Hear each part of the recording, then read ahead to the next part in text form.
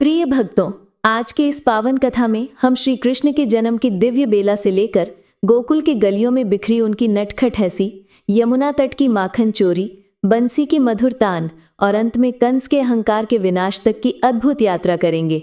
तो चलिए प्रिय भक्तों, दिल को भक्ति में डुबोकर, आंखों में प्यार भरकर और मन को वृंदावन की गलियों में ले जाकर हम सब मिलकर सुनते हैं श्री कृष्ण जन्माष्टमी की अमृत सी मधुर कथा। प्रिय भक्तों, बहुत समय पहले मथुरा नगरी अपने सौंदर्य और वैभव के लिए प्रसिद्ध थी। यहाँ के राजा उग्रसेन न्यायप्रिय और प्रजावत्सल थे। नगर में उत्सव, भजन, कीर्तन और सुख शांति का वातावरण था। लेकिन जैसे फूलों के बगीचे में एक कांटा भी चुभ सकता है, वैसे ही मथुरा की इस शांति को राजा के ही पुत्र कंस के घमंड और क्रूरता ने नष्ट कर दिया। कंस का स्वभाव बचपन से ही अहंकारी था, लेकिन जब वो युवावस्था में पहुंचा तो उसका अभिमान और अत्याचार सीमा पार कर गए। इसी मथुरा में उग्रसेन के भाई सूरसेन के पुत्र वसुदेव रहते थे। तेजस्वी, धर्मपरायण और बुद्धिमान वसुदेव का विवाह हुआ महाराज देवक की कन्या देवकी से, जो अत्यंत रूपवती और पुण्यशील थीं। विवाह का दिन मथुरा में एक महोत्सव बन गया। बाजे गाजे, नाच गान और रंग बिरंगे फूलों की सजावट से पूरा नगर खिल उठा। राजा कंस स्वयं अपनी बहन देवकी को बड़े स्नेह से विदा करने के लिए रथ चलाने लगे। रथ मथुरा की गलियों से होकर जा रहा था। तभी आकाश में एक दिव्य आकाशवाणी गूंज उठी। अरे कंस, जिस देवकी को तू प्रेम पूर्वक विदा कर रहा है, उसी के गर्भ से जन्म लेने वाला 8वां पुत्र तेरे अंत का कारण बनेगा। प्रिय भक्तों, सोचो, ये सुनते ही कंस का चेहरा कैसा बदल गया होगा। अभी अभी जो भाई अपनी बहन की शादी में हंस रहा था, अचानक उसकी आंखों में क्रोध और भय की लपटें जल उठीं। वो तुरंत अपनी तलवार खींचकर देवकी को मारने के लिए बढ़ा। प्रिय भक्तों, उस पल देवकी का चेहरा सफेद पड़ गया, लेकिन वसुदेव ने बड़ी दृढ़ता से कंस का हाथ थाम लिया और कहा, कंस, तुम जैसे वीर को अपनी बहन के विवाह के दिन ये घोर पाप नहीं करना चाहिए। आकाशवाणी में केवल 8वें पुत्र के कारण का उल्लेख है, तो मैं वचन देता हूं, जैसे ही 8वां पुत्र होगा मैं स्वयं उसे तुम्हें सौंप दूंगा। कंस ठहर गया, लेकिन उसकी चालाकी ने एक और रास्ता ढूंढ लिया। उसने वसुदेव और देवकी को कारागार में बंद करवा दिया ताकि उनके सभी संतानों को वो अपने जन्म के समय ही मार सके। कारागार के अंधेरे कोनों में प्रिय भक्तों, देवकी और वसुदेव के जीवन की सबसे कठिन घड़ियां शुरू हुईं। पहले 6 पुत्रों का जन्म होते ही कंस ने उन्हें निर्दयता से मार डाला। 7वें गर्भ में बलराम जी थे, जिन्हें योग माया की लीला से रोहिणी के गर्भ में पहुंचा दिया गया और वे गोकुल में जन्मे। अब समय आया 8वें पुत्र के जन्म का, वो दिव्य पल जिसके लिए युग युगांतर से देवता भी प्रतीक्षा कर रहे थे। रात अंधेरी थी, बादल गरज रहे थे और मथुरा में तेज वर्षा हो रही थी। कारागार की पहरेदारी खड़ी थी, लेकिन जैसे ही मध्य रात्रि का समय आया, कारागार के भीतर दिव्य प्रकाश फैल गया। देवकी ने अपनी गोद में देखा एक अद्भुत शिशु, नीले कमल के समान वर्ण, 4 भुजाएं, शंख, चक्र, गदा और पद्म धारण किए।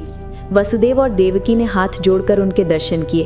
श्री कृष्ण ने मधुर मुस्कान के साथ कहा, माँ, पिता, मैं आपका वही पुत्र हूँ जो हर युग में धर्म की रक्षा के लिए अवतरित होता हूँ।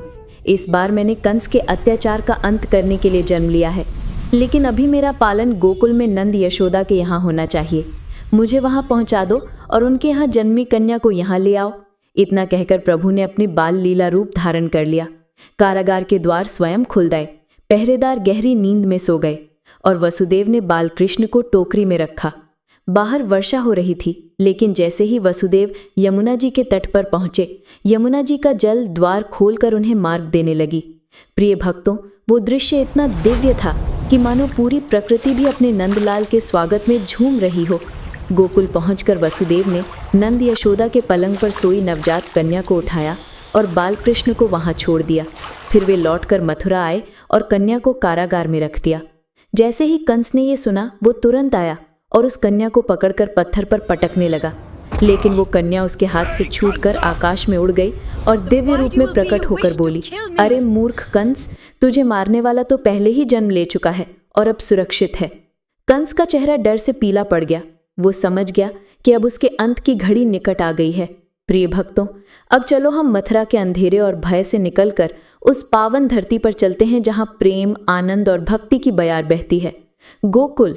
उस रात जब वसुदेव जी टोकरी में नन्हे कान्हा को लेकर पहुंचे थे, तब गोकुल में भी एक अद्भुत शांति छाई हुई थी। चारों ओर हल्की हल्की वर्षा, मिट्टी की सौंधी खुशबू और घरों की खिड़कियों से झांकती दीपक की लौ। नंद भवन में माता यशोदा थकान से गहरी नींद में थीं। उन्हें पता भी न चला कि उनके भाग्य के आंगन में स्वयं वृंदावन बिहारी ने जन्म लिया है। सुबह का समय आया, मुर्गे ने बांग दी। गोकुल की गलियों में चरवाहे अपने मवेशी लेकर निकलने लगे। तभी नंद भवन से अचानक शंख और नगाड़ों की ध्वनि सुनाई दी। बधाई हो, नंद के आंगन में बधाई हुई है। प्रिय भक्तों, जरा सोचो उस दृश्य को। गोकुल की हर गली में रंग बिरंगे फूलों की बारिश हो रही थी। महिलाएं सिर पर कलश रखकर नाचती गाती चल रही थी। नंद के आनंद भयो, जय कन्हैया लाल की। माता यशोदा जब जागी तो उनकी गोद में एक नन्हा सा बालक मुस्कुरा रहा था। उसकी आंखें जैसे दो कमल की पंखुड़ियां, होठों पर माखन सी मधुर मुस्कान और अंग अंग से प्रकाश की किरणें फूट रही थीं। यशोदा ने उसे सीने से लगा लिया और प्रेम के आंसुओं में भीगती रहीं। नंद महाराज ने पूरे गांव में मिठाई बांटी, गौदान किया और ब्राह्मणों को वस्त्र, स्वर्ण और अन्न दिया। पूरे गोकुल में उत्सव का माहौल था। कोई ढोलक बजा रहा था, कोई मंजीरे तो कोई बांसुरी, मानो संपूर्ण वृंदावन कृष्ण के आगमन का स्वागत कर रहा हो। दिन बीतते गए और कान्हा अपनी नन्ही नन्ही अदाओं से सबका मन मोहने लगे। एक दिन वे आंगन में लेटे हुए थे, तभी एक बड़ी सी बगुला जैसे दिखने वाली चिड़िया झपट कर आई। प्रिय भक्तों, वो कोई साधारण पक्षी नहीं थी, बल्कि कंस द्वारा भेजी गई राक्षसी पूतना थी, जो बालकृष्ण को विषपान कराने आई थी। वो सुंदर स्त्री का रूप धारण कर नंद भवन पहुंची और मधुर मुस्कान के साथ यशोदा से बोली, बहन, मैं भी नंदलाल को अपनी गोद में लेकर प्यार करना चाहती हूँ। माता यशोदा, जिनका हृदय सहज और निर्मल था, उन्होंने बिना संदेह किए बालकृष्ण को पूतना की गोद में दे दिया। लेकिन प्रिय भक्तों, ये क्या? पूतना ने अपने स्तनों पर प्राण घातक विष लगा रखा था। जैसे ही उसने बालक को दूध पिलाने का प्रयास किया, कान्हा ने उसकी ओर ऐसे देखा मानो कह रहे हो, तू मुझे मार में आई है, लेकिन तेरा उद्धार करके ही जाऊंगा। उन्होंने उसकी जीवन शक्ति खींच ली। पूतना ने अपने असली राक्षसी रूप में आकाश को ढक लिया। उसका शरीर गिरते ही पूरा गोकुल कांप उठा। लेकिन हमारे नंदलाल अपनी मासूम मुस्कान के साथ वैसे ही बैठे रहे जैसे कुछ हुआ ही ना हो। गोकुलवासियों ने देखा तो उनकी श्रद्धा और प्रेम और बढ़ गया। ये तो कोई साधारण बालक नहीं, स्वयं नारायण है। पूतना वध के बाद भी कंस चैन से नहीं बैठा। वो बार बार अलग अलग दैत्यों को कान्हा को मारने भेजता और हर बार बालकृष्ण अपनी लीला से उनका अंत कर देते। प्रिय भक्तों, गोकुल का जीवन अब पहले से भी ज्यादा रंगीन और मधुर हो गया था। नन्हे नन्हे कदमों से आंगन में डगमगाते हुए चलते कान्हा, उनकी आंखों में चमकती शरारत और होठों पर बंसी सी मीठी मुस्कान। कोई भी उन्हें देखे बिना रह नहीं सकता था। माता यशोदा अपने लल्ला को देखकर पुलकित हो जाती।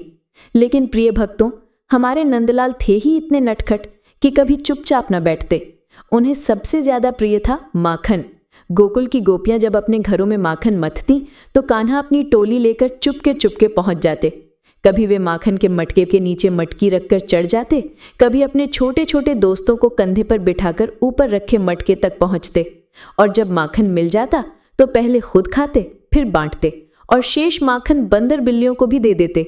गोपियां पहले तो गुस्से में आ जाती, लेकिन जब कान्हा की मासूम आंखों में झांकती तो हंसी रोके न रुकती। वे कहती, अरे सखी, ये नंद का लाल तो चोर है, पर दिल का बहुत प्यारा है। एक दिन की बात है प्रिय भक्तों, यमुना जी का तट जैसे स्वर्ग का टुकड़ा था। चारों ओर हरी भरी वन लताएं, कोयलों की मधुर कुहुक और मंद मंद बहती बयार। कान्हा और उनके सखाओं ने वहीं खेलना शुरू कर दिया। तभी गांव में खबर फैली, यमुना के जल में एक भयानक कालिया नाग ने डेरा डाल लिया है, जिसका विष पूरे पानी को जहरीला बना रहा है। कोई भी उस ओर जाने की हिम्मत नहीं करता था। लेकिन हमारे नंदलाल डरने वालों में से नहीं थे। उन्होंने सोचा, अगर यमुना मैया पीड़ा में है तो मैं चुप कैसे बैठ सकता हूं। वे सीधे नदी किनारे पहुंचे और देखते ही देखते पानी में कूद गए। सखाएं डर के मारे चिल्लाने लगी, कान्हा बाहर आओ। लेकिन तभी लहरों के बीच एक भयानक फुफकार गूंजी। कालिया नाग अपने विशाल फनों को फैलाकर खड़ा था। कान्हा ने मुस्कुराते हुए उसके फन पर नृत्य शुरू कर दिया। प्रिय भक्तों, वो दृश्य इतना अद्भुत था कि जैसे बादलों पर इंद्रधनुष नाच रहा हो। बंसी की तान सी उनकी पायल की झंकार सुनकर कालिया का क्रोध शांत हो गया और उसने हार मानकर यमुना छोड़ दी। गोकुलवासी दौड़े आए और कान्हा को सीने से लगा लिया। सबके चेहरे पर गर्व और प्रेम की लाली थी। हमारे कान्हा तो सचमुच भगवान हैं। इसके बाद गोकुल में कान्हा की महिमा और भी फैल गई। चाहे वे गोपियों के घड़े फोड़कर माखन बांटते हों या गायों के संग जंगल में बंसी बजाते हों। हर लीला में प्रेम और आनंद बरसता था। प्रिय भक्तों, गोकुल और वृंदावन में दिन बड़े सुख और उल्लास से बीत रहे थे। कान्हा की माखन चोरी, बंसी की मधुर तान और उनकी नटखट मुस्कान से हर हृदय भरा हुआ था। लेकिन एक दिन वृंदावन में एक ऐसी घटना घटी जिसने सभी को चकित कर दिया और जिसने हमें सिखाया कि भक्ति और प्रेम से बड़ा कोई बल नहीं। वृंदावन के गोपालक हर वर्ष बड़े धूमधाम से इंद्र पूजा करते थे। गोप और गोपियां मानते थे कि इंद्रदेव ही वर्षा करके उनकी गौधन और खेती की रक्षा करते हैं, इसलिए वे अन्न, माखन, दूध और तरह तरह के पकवान बनाकर इंद्र को अर्पित करते थे। लेकिन इस बार कान्हा ने देखा कि सब लोग बड़ी व्यस्तता से पूजा की तैयारी कर रहे हैं। उन्होंने नंद बाबा से पूछा, बाबा, ये उत्सव किसके लिए है? नंद बाबा ने कहा, बेटा, ये इंद्रदेव के लिए है जो हमें वर्षा देते हैं। कान्हा ने मासूम पर गहरी आवाज में कहा, बाबा, वर्षा तो प्रकृति का नियम है। हमारी गाय, हमारी भूमि, हमारे पर्वत, ये सब हमें अन्न, दूध और जीवन देते हैं, तो हमें पूजन भी इन्हीं का करना चाहिए। प्रिय भक्तों, कान्हा की ये बात सबके मन में उतर गई। सबने मिलकर इस बार गोवर्धन पर्वत की पूजा करने का निश्चय किया। पकवान, दूध, दही, माखन और अन्न पर्वत को अर्पित किया गया और सभी ने आनंद पूर्वक प्रसाद लिया। लेकिन उधर इंद्रदेव को यह अपमान लगा। उनका अभिमान आहत हुआ और उन्होंने गुस्से में मूसलधार वर्षा का आदेश दे दिया। काले बादल घिराए, बिजली कड़की और मूसलधार बारिश शुरू हो गई। वृंदावन में चारों ओर अफरा तफरी मच गई।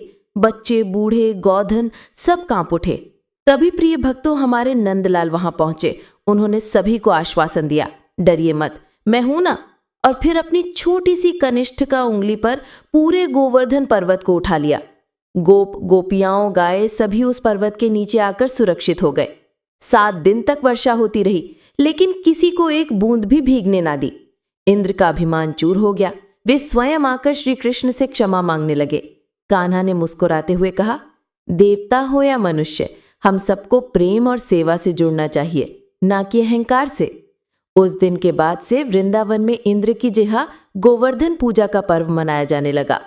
इसके बाद प्रिय भक्तों, वृंदावन में रास और बंसी की मधुरता और भी बढ़ गई। कान्हा जब यमुना किनारे बंसी बजाते तो गोपियां अपने घर आंगन छोड़कर उनके सुरों में बन जाती। उनकी आंखों में भक्ति, हृदय में प्रेम और कानों में केवल वही मधुर ध्वनि होती। शाम बंसी बजाए मन मोह ले मनमोहन। प्रिय भक्तों, गोवर्धन लीला के बाद से वृंदावन में श्री कृष्ण की महिमा चारों ओर फैल चुकी थी। अब हर दिल में एक ही नाम था, श्याम।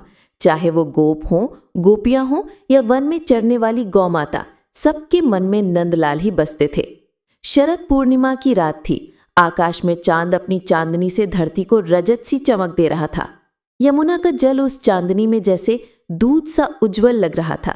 वृंदावन की हवाएं मंद मंद बह रही थी और कदम के वृक्षों से फूलों की सुगंध फैल रही थी। इसी समय कान्हा ने अपनी मधुर बंसी बजाई। प्रिय भक्तों, वो स्वर साधारण नहीं था। वो स्वर सीधे हृदय को छूकर आत्मा को अपने साथ खींच लेता था।